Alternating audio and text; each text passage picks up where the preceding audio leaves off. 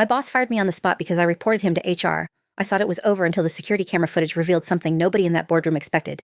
He started sweating, but it was already too late. When my former boss walked into the arbitration hearing with a lawyer who charged $800 an hour and a smile that said he'd already won, I almost believed him. Almost. Then the mediator pressed play on a laptop screen facing the room, and I watched Conrad Ryle's expression do something I'd never seen it do in 4 years. Dissolve. Not shift, not tighten. Dissolve like a thing that was never solid to begin with. The footage was 12 minutes and 43 seconds long. By minute 3, his lawyer had stopped taking notes. By minute 8, Ryle had stopped looking at the screen. By minute 12, he was looking at the table in front of him with the specific stillness of a man, calculating how much of his life he was about to lose. I had spent 6 months being told I was overreacting, paranoid, a liability, a problem. 6 months of that, and it ended in 12 minutes and 43 seconds. The truth is patient in a way that people who depend on lies never fully understand until it's too late. I'd been a senior compliance analyst at Vantage Capital Group for 4 years and 3 months when the thing with Ryle started. Vantage was a mid-sized financial services firm, the kind that existed in the gap between boutique and institutional, big enough to have a legal department, small enough that the legal department reported informally to whoever ran the floor. I was good at my job. I want to say that plainly because the story that follows requires you to understand that what happened to me had nothing to do with performance. My annual reviews were excellent. My error rate was among the lowest in the department. I had passed my CFA Level 2 exam on the first attempt and was scheduled to sit for Level 3 in the spring. I mention this not to brag, but because the version of events Ryle would later present to HR, to arbitration, and to anyone who would listen, was that I had been struggling, difficult, and ultimately let go for cause. None of that was true. But truth, I would learn, requires documentation to survive an institutional fight. Conrad Ryle had been managing director of the compliance division for 11 years. He was 53 years old, wore his silver hair in the precise, expensive way that communicated authority without trying too hard, and had a laugh that filled rooms. He was the kind of man who remembered your kids' names and your coffee order and used both strategically. I'd liked him once. In the first 2 years, genuinely liked him. The mentorship he offered felt real, the feedback was specific and useful, the professional relationship felt like one of the functional ones you're lucky to have. The red flags were there earlier than I recognized them, as they always are. The first one I consciously noticed came about 18 months before the firing. A new analyst named Priya Deshpande had joined the team, 26 years old, sharp and methodical in the way that good compliance people have to be. 3 weeks after she started, Ryle called me into his office to tell me she wasn't working out, and he was planning to move her to a different team. I'd worked alongside her every day. She was exceptional. I said so. He said sometimes people just aren't the right fit. She was transferred within the week. I told myself he knew things I didn't. I was wrong about that.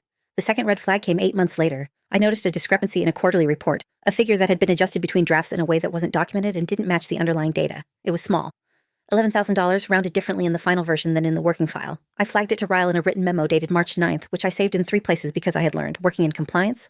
See, that written records are the only kind that count when something goes wrong. Ryle called me into his office the next morning and explained that the adjustment had been a rounding correction approved by the CFO and that I shouldn't worry about it. He was pleasant, not defensive. He thanked me for the diligence. He said this was exactly why the firm needed people like me. 2 days later, I checked the working file again. The version I'd originally noted the discrepancy in had been overwritten. The original draft was gone. The new version matched the final report. Exactly.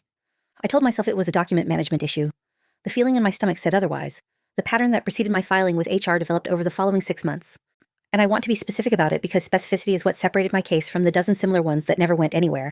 Ryle began requesting that I sign off on reports I hadn't reviewed. At first it was minor, a brief attestation on a summary document, the kind you co-sign as a formality. Then it was a full quarterly compliance certification, which carried regulatory weight. I told him I hadn't reviewed the underlying files. He said he'd reviewed them and that my signature was a procedural requirement, not an independent verification. I told him I wasn't comfortable signing documents I hadn't personally reviewed. He told me I was being rigid. He used that word specifically, rigid, which I noted because word choice is data in a workplace that's turning against you. I did not sign. I told myself it would pass. It did not pass. It got worse. By the time I walked into HR, I had a folder with 31 pages of documentation, emails, memos, the original and overwritten file versions I'd managed to recover through the firm's backup system with the help of a colleague who understood what I was seeing, and a timeline I'd constructed with dates, times, and exact language from every relevant exchange. 31 pages. I walked in on a Monday morning in November and placed them on the desk of Lorraine Chu, Vantage's head of human resources, a woman I had never had a substantive conversation with but who had been with the firm for 8 years and had, I'd been told, a reputation for taking documentation seriously. Lorraine Chu had a corner office with a view of the atrium, kept her desk immaculately clear, and listened to me for 40 minutes without interrupting. She asked 3 clarifying questions at the end. She told me she took these matters seriously. She told me the firm had a strict non-retaliation policy. She told me an investigation would be opened and that I should continue to perform my regular duties and that everything would be kept confidential. I believed the first statement. I should not have believed the second or the third. I was back at my desk by 11:15. By 3:40 that afternoon, Ryle's assistant, a man named Paul Eig, who had worked for Ryle for 6 years, and shared his talent for pleasant efficiency, came to my office and told me that Conrad would like to see me. I went. Raoul's office door was closed behind me. He was sitting behind his desk in the specific posture of a man who has spent the morning being very, very still, while deciding what to do next. He asked me how I was doing. I said fine. He said he'd heard I had some concerns about certain processes. I said I'd filed a report with HR and preferred to let that process run. He nodded slowly. He said he hoped we could maintain a productive working relationship.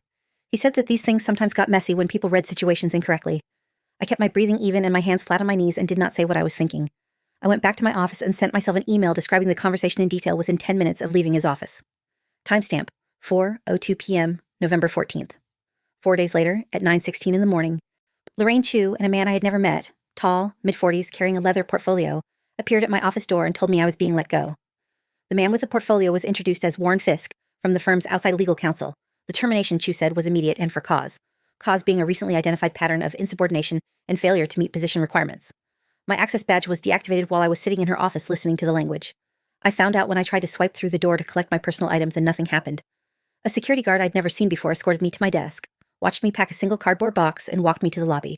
The whole process took 22 minutes. I've thought about those 22 minutes a lot in the time since. Specifically about how a 4-year career gets collapsed into a cardboard box and a silent elevator ride in less time than it takes to watch a television episode. I stood on the sidewalk outside the building in November cold, and my hands were completely steady, which surprised me. The steadiness wasn't calm, it was something colder than calm, something that knew it needed to stay functional for what was coming next.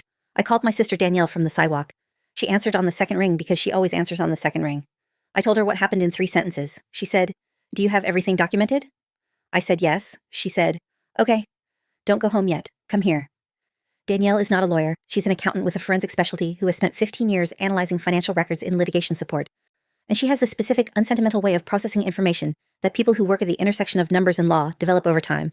By the time I reached her office 20 minutes away, she had already pulled up 3 employment attorneys' websites and was cross-referencing their case histories. I sat across from her desk and drank the coffee she handed me and watched her work. There is something genuinely stabilizing about being in the presence of a competent person who is on your side. It doesn't fix anything, but it makes the next step feel possible. The attorney I retained was a woman named Beverly Okafor, who had 22 years in employment law, had litigated 39 wrongful termination cases in the previous decade, and whose firm was small enough that she handled cases personally rather than handing them to associates. She had the kind of calm that isn't performed. It came from having seen enough situations to know which ones were serious and which ones would resolve quietly, and from being honest about which category yours fell into. She reviewed my 31 pages of documentation in a single sitting, asked me to walk her through the timeline verbally, and then sat back and told me what we had. What we had, she said, was a strong wrongful termination case built on retaliation for protected activity, specifically the HR complaint. What we potentially had, depending on what the financial discrepancies turned out to be, was something considerably larger. She said the word considerably and let it sit there without elaborating, which was more alarming than any specific word she could have chosen. She told me she was filing a formal complaint with the Equal Employment Opportunity Commission that week, and that we were simultaneously submitting a preservation notice to Vantage requiring them to retain all documents, communications, and recordings related to my employment and termination. She explained that the preservation notice covered security footage from the building's camera system, which Vantage was required to retain for the duration of the dispute. She said that last part with a specific emphasis I didn't fully understand at the time. The EEOC complaint was filed on November 28th. Vantage's legal team responded through Warren Fisk's firm with a position statement that was 42 pages long and constructed as Beverly described it, with great care to sound thorough while saying as little as possible. It documented my alleged performance deficiencies in granular detail using language that was technically accurate and contextually dishonest in the specific way that institutional legal writing can be. It said I had a pattern of refusing directives from senior leadership. That was true. The directive I'd refused was to sign documents I hadn't reviewed. The statement did not include that context. It said I had demonstrated difficulty working collaboratively within established processes. Also technically true. The established process I'd had difficulty with was the one where discrepancies in financial reports got quietly overwritten. The statement also noted in its final section that the firm's internal security systems had flagged unusual access to proprietary file archives during the month preceding my termination, and that the firm reserved the right to pursue legal action regarding potential misappropriation of confidential information. My stomach dropped when Beverly read that section aloud to me. Then she smiled, which was not the reaction I expected. She said, "They just told us they have footage of you accessing the backup system, which means they have footage, which we've already asked them to preserve." She said it the way a chess player says something when the other person has made a move that looks threatening, but has actually opened a line they didn't intend to open. The process that followed moved faster and slower simultaneously, fast in terms of document volume and legal activity, achingly slow in terms of daily life. I had been unemployed for 6 weeks by the time Vantage produced the security footage in response to our formal discovery request. Beverly's paralegal, a methodical young man named Thomas Adeyemi, who approached every document like it might contain something that mattered, spent 2 days reviewing the footage logs before flagging the relevant files. There were 48 hours of footage from cameras covering the file archive server room, the executive corridor, and the main compliance floor. Most of it was unremarkable. Tomas flagged 3 segments. The first showed me accessing the backup system on the date I documented, consistent with what I described in my complaint. The second showed a Vantage IT technician, Oak, logged in under credentials that were later identified as belonging to a former employee who had left the firm 8 months prior, accessing the same system 4 hours after I had. This was the segment that overwrote the draft I'd flagged. The third segment was the one that made Beverly set down her coffee cup and lean forward and not say anything for a full 30 seconds. It showed Conrad Ryle and Warren Fisk in the corridor outside Ryle's office at 11:47 in the morning on November 14th, 3 hours after I had filed with HR and approximately 5 hours before my termination. They were speaking. The camera had no audio, but they were standing close together, and at one point Fisk opened his portfolio and showed Ryle something written on a page, and Ryle nodded, and then Ryle took out his own phone and made a call. And then 8 minutes later, the corridor footage showed Lorraine Chu walking toward Ryle's office from the direction of the HR department. She went in. And she was inside for 14 minutes. She came out. 4 days later, I was terminated for cause.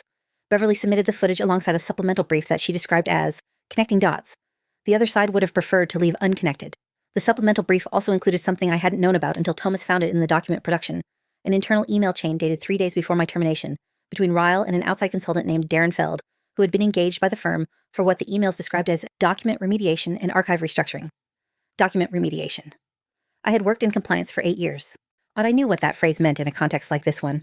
Beverly forwarded the chain to a forensic accountant she worked with regularly, a woman named Ingrid Holst, 15 years in financial forensics, who had testified as an expert witness in federal cases and who had the specific, dry precision of someone who had made a career out of finding what other people tried to hide.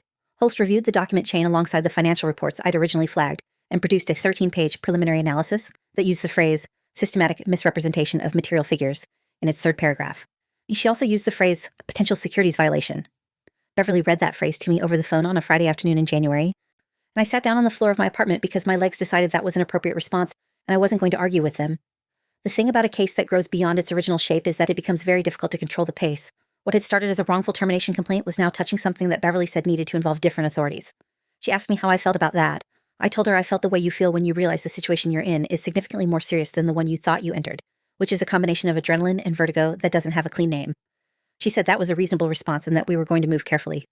On February 3rd, Beverly contacted the Securities and Exchange Commission's Office of the Whistleblower and submitted a formal tip with supporting documentation. The tip was assigned a case number. A week later, Beverly received a call from an investigator named Douglas Reeve, who identified himself as a senior examiner in the SEC's enforcement division with 16 years of financial investigation experience. He asked to meet with us the following week. He was precise and neutral in the way that federal investigators are trained to be, giving nothing away about what they already knew or suspected, asking questions that were specific enough to make you certain they were going somewhere with them. He met with me for 2 hours and asked me to walk through every financial discrepancy I'd identified, every document I'd flagged, every exchange with Ryle about signing reports I hadn't reviewed. He was particularly interested in the timeline. He asked me twice about the overwritten file, specifically about when I'd first noticed it, who I'd told, and how I'd documented it. I answered every question and gave him copies of everything I had. When he left, he shook my hand and thanked me for my time and said the office would be in touch. He didn't tell me what came next. Beverly said that was normal. She said it with enough conviction that I mostly believed her.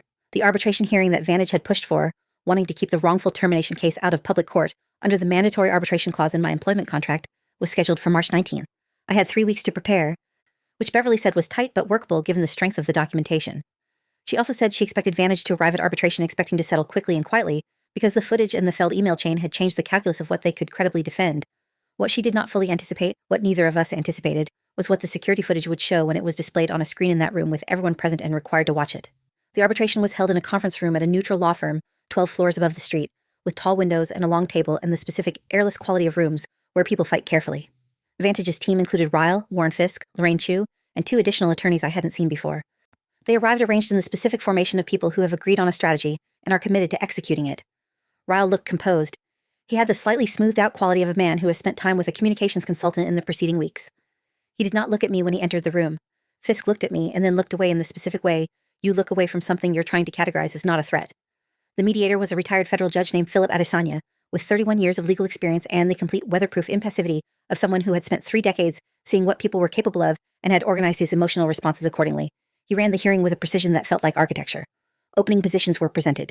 Beverly laid out our case in 25 minutes, methodical and unadorned, letting the documentation do the work rather than dressing it up. Fisk presented Vantage's position in 30 minutes, with a fluency that I recognized as expensive and a framing that was sophisticated enough to make my termination for cause sound not only reasonable but protective of the firm, of its clients, of the integrity of its processes. I watched Ryle during Fisk's presentation. He was nodding at the right moments. He had done this before, or done something enough like it that the motions were practiced. Then Adesanya said he wanted to review the documentary evidence before proceeding to testimony, and Beverly opened her laptop and connected it to the room's display system, and the security footage began to play. In the first segment, me accessing the backup archive was shown without comment. Fisk said this was precisely the behavior that had raised concerns. Beverly said this was precisely the behavior that had preserved evidence of what came next. Adesanya said, "Continue." The second segment played. The IT technician logging in under ghost credentials, overwriting the file. Ryle's jaw moved, a small thing. The kind of movement that happens when a body responds before the mind can stop it. His attorney put a hand on his arm very briefly. A stabilizing touch. The kind that communicates hold on, not reassurance. The third segment played. Ryle and Fisk in the corridor. The portfolio, the phone call, Chu emerging from HR and walking toward Ryle's office. The camera timestamped placing all of this within a 4-hour window after my HR complaint was filed. The room was completely silent while the footage played. Not quiet. Silent. The kind of silence that has weight. I was watching the screen, but I was also watching Ryle in my peripheral vision, and I saw the moment his face changed. It wasn't dramatic. It was the absence of the expression he'd been maintaining, like a signal dropping. Here was a man who had spent 11 years being the most competent person in any room he entered, and I was watching him understand that this room was not going to go the way the others had. Adesanya paused the footage and looked at Fisk. "Counselor," he said, "I'd like you to explain the significance of this corridor meeting in the context of your client's claim that the termination decision was made independently by human resources." Fisk said he'd be happy to provide context. He said the meeting was routine, that executives and counsel confer regularly, that the timing was coincidental. Adesanya said, "And Miss Chu's presence?" Fisk said Chu had been involved in the termination process from the beginning. Adesanya said, "From which beginning? The HR complaint filed that morning, or the termination decision made 4 days later?" Fisk said the two processes were separate. Adesanya said, "The footage suggests otherwise." He said it the way people say things they don't need to argue because the evidence has already argued it. Then Beverly entered the Feld email chain into evidence as Exhibit F, Ingrid Holst's forensic analysis as Exhibit G, and a supplemental document she had not previously shared with me. A record of 3 prior complaints filed by former Vantage employees over 6 years, all of which had been handled internally and resolved without public record, all of which involved allegations against Ryle, and all of which had resulted in the termination of the complainant within 90 days. She had obtained this through the EEOC discovery process. 3 prior complaints, 3 terminations, a pattern old enough to have been institutionalized. Ryle had stopped nodding. He was looking at the table in front of him. His hands were flat on the surface and he was very still, and I could see even from across the table that the stillness was effort. The hearing recessed for 40 minutes while Vantage's team conferred. Beverly and I sat in a smaller room with Thomas, who was organizing documents, and the silence between us was the functional kind. No need to fill it, just waiting. When Fisk knocked on the door and asked if we could speak, Beverly told me to let her handle it and stepped into the corridor. She was gone for 22 minutes. When she came back, her expression was neutral in this specific way that means something has shifted in your favor. She sat down and told me that Vantage was prepared to discuss resolution. She said this the way someone describes the start of something rather than the end of it. Resolution, in this context, meant a settlement figure, reinstatement of my professional record with the discrediting of the for-cause termination, a formal finding by the mediator that my HR complaint had been a protected activity and that the termination constituted unlawful retaliation, and, the part that mattered most to me, in a way I hadn't fully articulated until Beverly named it, a written acknowledgement, signed by Vantage's general counsel, that the firm's internal processes for handling compliance concerns had been found to be inadequate and that remediation measures would be implemented and reviewed annually. Not just money. Acknowledgement. The thing institutions resist most fiercely because acknowledgement is the one thing that can't be walked back later. I told Beverly yes. She went back to the corridor. I sat in that small room and looked at Tomas, who was still organizing documents with the same methodical concentration. And I thought about the morning 4 months ago, when I'd stood on a November sidewalk with a cardboard box in hands that refused to shake, and I tried to locate the feeling I'd expected to have at a moment like this one. I couldn't locate it exactly. What I found instead was something quieter.